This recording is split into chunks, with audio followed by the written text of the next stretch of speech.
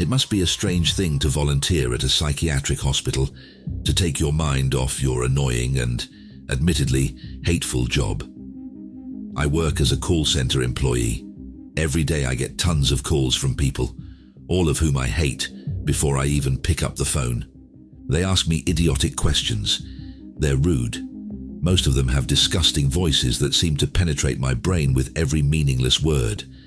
Add to all this the morning traffic and the perpetual lack of parking space in the 12-story business center where my office is located. Why don't I find another job, you ask? It's very simple. I graduated from university with a degree in philosophy. I think I don't need to explain further. All I have, in fact, is a rusty Buick, inherited from my father, and an apartment, which I inherited from him. Before I volunteered to help the orderlies at the psychiatric clinic, I used to drink cheap alcohol to get my 8-hour nerves in order. However, the consequences of this, as you understand, were not always pleasant, and the morning hangover, accompanied by the endless trill of phone calls, was not the worst punishment for drinking. But one day, I just took it. I went to that hospital, to those psychos. I honestly don't remember exactly how or when it happened. I just went there, that's all. Of course, the patients there were nowhere near as charismatic as McMurphy in One Flew Over the Cuckoo's Nest. Mostly old, quarrelsome, vile in their dementia. But among them, the most depressing sight was little Katie. She was no more than 10 years old and the only child among the mentally ill. I often wondered what a little girl like that was doing in the company of big-aged lunatics, but I never bothered to ask about it. Kate was a sweet kid.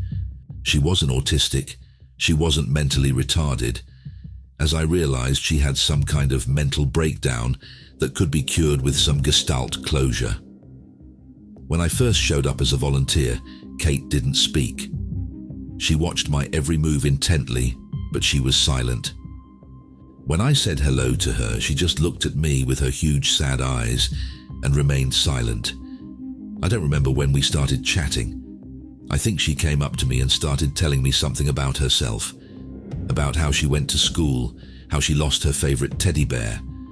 After a couple of months, I visited the hospital just for her. We talked about everything and spent so much time together that the doctors began to look at me suspiciously. But I had no ill intentions. I just wanted to support this child, even though I didn't know what had happened to her. We never talked about it because I thought I might hurt Katie if I questioned her. It seemed to me that Kate was clearly on the mend. Since the doctors didn't seem to pay much attention to a child in an adult hospital who didn't know where she'd come from, I figured she needed me around all the time, so I took a leave of absence from work, as I'd already worked 8 months straight. I slept in one of the beds right in the room, and I hardly ever left Kate's side. She looked almost completely healthy now. At least I thought so. One day, waking up in the middle of the night, I heard Kate crying. Lying there, little, curled up under the blanket, sobbing, loud and inconsolable. All the sick people around me were on tranquilizers, so they didn't even notice it. I sat up on her bed and asked her what was wrong. She refused to speak for a long time, and at first she couldn't speak at all because of the sobs that kept coming. Eventually I managed to get the story out of her, which admittedly I had been curious about from the beginning. Sobbing, Kate told me that about 3 months ago she had been in a car accident. 2 cars had collided, one with her mum and the other with some guy. Katie's mom didn't survive, and Kate herself ended up in the hospital and couldn't speak for weeks because of the stress. And she cried because the guy who caused the accident was never found. He drove away, disappeared into the night, and Kate, silly girl, was afraid he would come after her. "He took my mom and he's gonna take me," she said, choking back tears. I must admit I was a little confused.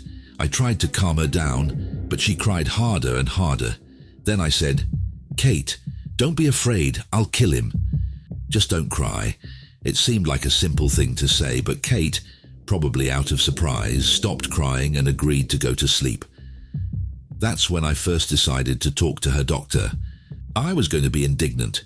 The child has a psychosis, the child is hysterical, tragic, and you don't even give her pills, let alone normal psychotherapy.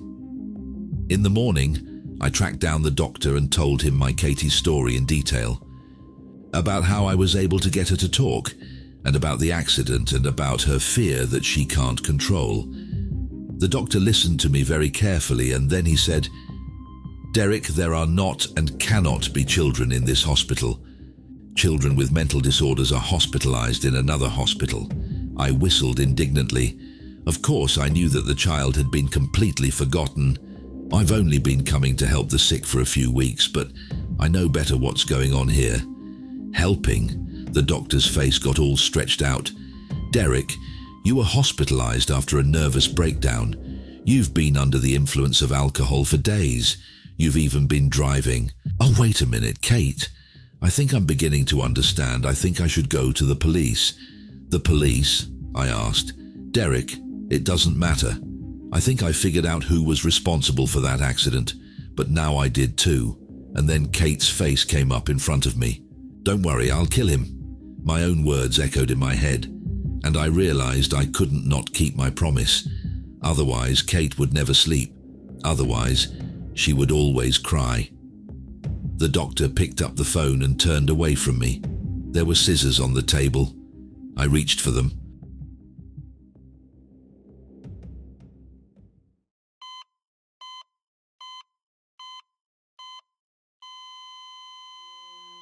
I work in the intensive care unit of an infectious disease hospital, where strange things happen almost every night.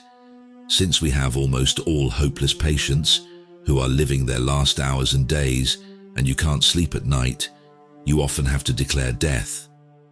Maybe someone knows that in the intensive care unit, all patients are tied to the bed, because during the period of illness, many do not control their actions, can get up and write on the devices, and some get violent, throwing on the medical staff. So, on June 23rd of this year, I, as usual, went on duty. I am a doctor in infectious diseases. I remember I looked at the time. It was 6 p.m. and I went to make rounds. I looked at everyone, and it turned out that one room was empty. I asked the girl nurses to clean it, turn on the quartz lamp and close it. I myself went to the residents' room to fill in the case histories. At 0 to 30, I had to go to the toilet. It is my professional habit to watch the time. I passed by an empty ward. We have windows instead of walls to see the patients, and I saw a girl tied to the bed, undressed, everything as it should be, and she looked at me. It happens that patients regain consciousness. I was surprised. How come they put a patient in and didn't tell me anything? Well, I think I'll examine her, then I'll go and give the girls a warning and a reprimand. I come in, the door is open, the lamp is on. Well, this is in general. I think the girl's overworked or something. It is impossible for patients to be in the room with the lamp on. I go up to her. I say, "Did you come to us today?" She answered, "No." Well, I think from a department of some kind came down to our intensive care unit. I said, "Now I'll examine you and ask you a few questions. Do you mind?" "No," she answered. "Good." I put on my gloves. I look at my eyes and the pupil is the whole iris. Well, I guess that's what happens after certain medications. And she looks at me like this. "Are you new here?" she says. I think she asks strange questions, but I answer, "I've been working here for 6 months. That's why," she says. "I haven't seen you here." I was stunned. Well, I examined her. Her liver was enlarged. Her skin was jaundiced. Hepatitis. I think I'll go to the nurses, scold them, and get the patient's medical history. I left the room. I looked back and she was looking at me, and she looked at me with a scary, threatening look. I went into the nurses' room. The girls were drinking tea. I said, "Why did you bring in a patient and didn't tell me anything?" They said, "What patient? We've never had anyone brought in." Well, I insist and say, "Let's go and see." When we got there, it was empty. The door was closed. They said, "You're joking, Irene." I'm not having any fun. I went with them to the nurses' room and didn't come out until morning. And in the morning, the chief of nursing came in, and I went to him. "Dr. Frank, I had an accident today." And I told him everything, and he said, "You're not the first person to see her. 5 years ago, a girl died in this room in terrible agony. We couldn't do anything to help her. She's been coming to this room every year since then.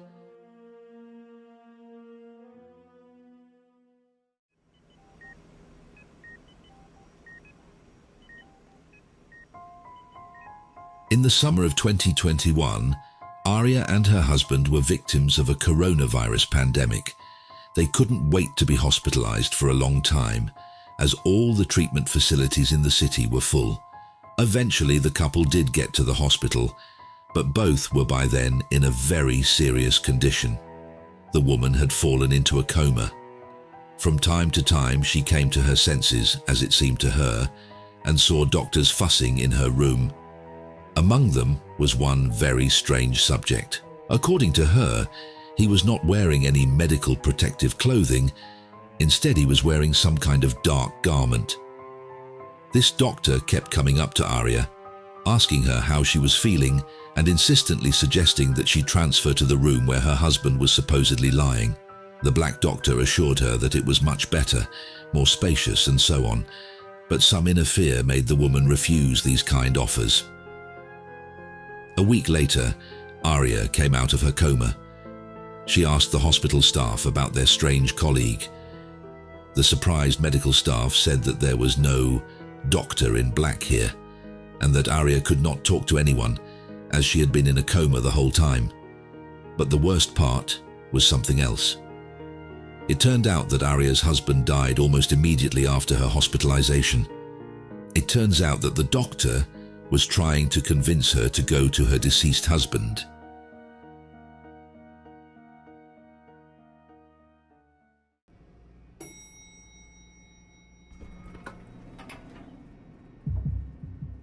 A few days ago, a friend of mine and I started interning at a hospital. Mostly we didn't do anything related to medicine itself, but just little things, like carrying something or fetching something.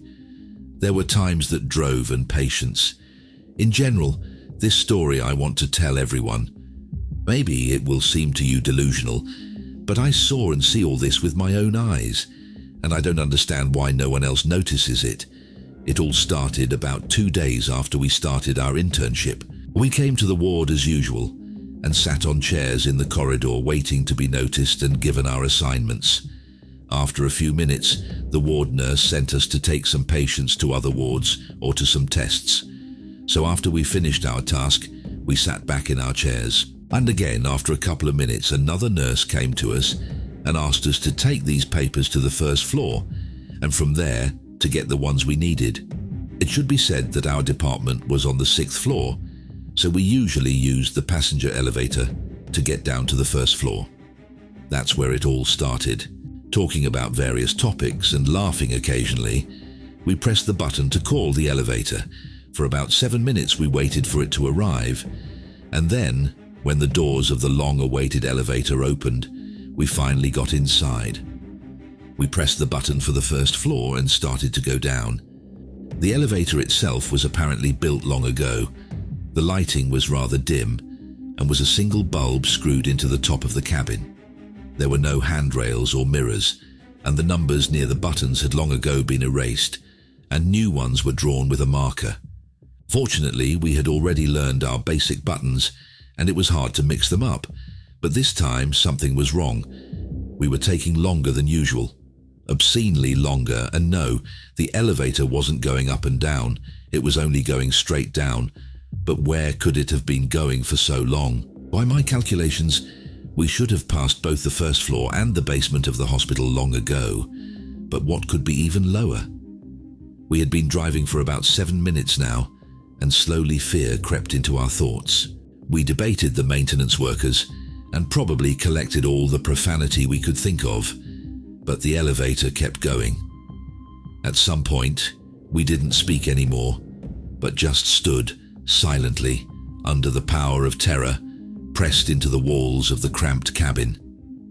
Finally, a melody played, announcing that the elevator had arrived and the doors would soon open. I'll be honest, I wanted the elevator doors to stay closed, because I don't know where the hell it was taking us for so long. And looking ahead, I will say that my wish was fully justified. The elevator doors began to open slowly, and at that moment we pressed all the buttons to get out of here faster, but in vain. It was as if the elevator was broken, and to confirm our guess, the light bulb on top of the cabin stopped burning. We had no choice but to go into the basement where he had brought us. On the ceiling of the basement, there was only one very dim, intermittently flickering light bulb hanging on a wire downstairs. It could not illuminate the room completely, so we saw only vague outlines of objects. Old beds, nightstands, some records, half of which were already lying on the floor in the water. Yes, water was slowly dripping down the walls of the cellar, which filled the room with a very unpleasant smell of dampness mixed with rotting paper. Even then, I thought that we were forbidden to be here. Not in the sense that we would be punished. It was more than that. I don't know why I had that thought in my head, but I believed it at the time. Using the flashlights on our phones, there was no connection, of course. We confirmed what we saw by the dark outlines and found a door leading apparently to the interior of this room. We decided to go in there. Ahead was a similar room, with the only difference being the degree of odor and decomposition. We began to speculate as to what it might be. Some kind of shelter? Or just an ordinary basement room that had been forgotten when the hospital was remodeled? But then why is there an elevator leading to it? And why doesn't the elevator have a button for this floor? Meanwhile, we went deeper and deeper and reached the point where even the iron beds were rotting in the rooms. Suddenly, in the complete silence, broken only by us, we heard footsteps. They came closer and closer to us, and turning off our flashlights, we hid behind one of the rotting beds. Two silhouettes entered the room, clearly looking for someone, and my friend and I realized that we were their target. But why? What did we do? The thought flashed through my mind that they were just hospital workers coming to rescue two trainees who had accidentally gotten stuck here, and I was about to leave, but my friend stopped me with his hand. At that moment, they stepped out into the dim, flickering light. No, there was nothing otherworldly about them, but their robes looked different from the ones they were wearing at the moment, and their condition was as if they were rotting along with all the contents of the room. At that moment, I turned my attention to their faces, and Lord, I felt nauseous and shivering at the mere sight of them in my mind. Their eyes were sunken in, and their cheekbones were protruding unnaturally hard, as if they had not been fed for years. Their skin was covered with sores, pustules, from which some greyish-yellow liquid flowed. But there was another difference. They had no lips, no tongue, and no teeth. In their place was only a hole in the esophagus, and so it was as if they were repeating the famous painting, The Scream. My horror at the time is beyond words, and because of that, I accidentally hit the bed, which gave away our location with a loud creak. We ran. We ran as fast as we could, and behind us, not lagging a step behind, were these things. Our only salvation was faith in a miracle. Faith that the elevator would work again. The water beneath our feet was splashing and splashing on our suits and faces, and the smell was so unbearable that I tried to breathe through my mouth, grabbing as much air as I could. My left side began to throb, and my heart was pounding like crazy. It felt like it was going to burst, and meanwhile the creatures were not a step behind me. I'd lost track of time by the time I finally saw the dim light of the elevator, but my joy was quickly replaced by horror when I heard my friend screaming behind me. But I couldn't.